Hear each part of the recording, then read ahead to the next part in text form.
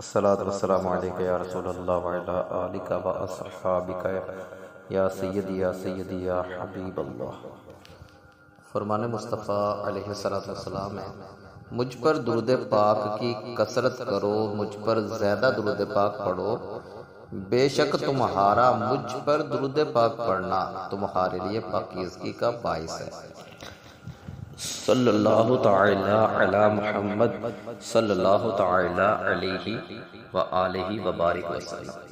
سرکار نامدار مدینے کے تاجدار علیہ السلام نے ارشاد فرمایا، جب رمضان کی پہلی رات ہوتی ہے تو اللہ تبارک و تعالی اپنی مخلوق کی طرف نظر فرماتا ہے، اور جب اللہ تبارک و تعالی کسی بندے کی طرف نظر فرمائے تو اسے کبھی عذاب نہ دے، اور ہر روز 10 لاکھ کو جہنم سے آزاد فرماتا ہے، اور جب 29ویں رات ہوتی ہے تو مہینے بھر میں جتنے آزاد کیے ان کے برابر اس ایک رات میں آزاد فرماتا ہے۔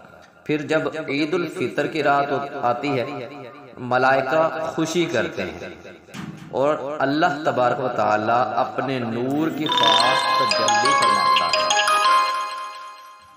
اور اللہ تبارک و تعالی اپنے نور کی خاص تجلی فرماتا ہے اور فرشتوں سے فرماتا ہے، اے گروہ ملائکہ، اس مزدور کا کیا بدلہ ہے جس نے کام پورا کر لیا؟ فرشتے عرض کرتے ہیں، اس کو پورا اجر دیا جائے۔ اللہ تبارک و تعالی فرماتا ہے، میں تمہیں گواہ کرتا ہوں کہ میں نے ان سب کو بخش دیا۔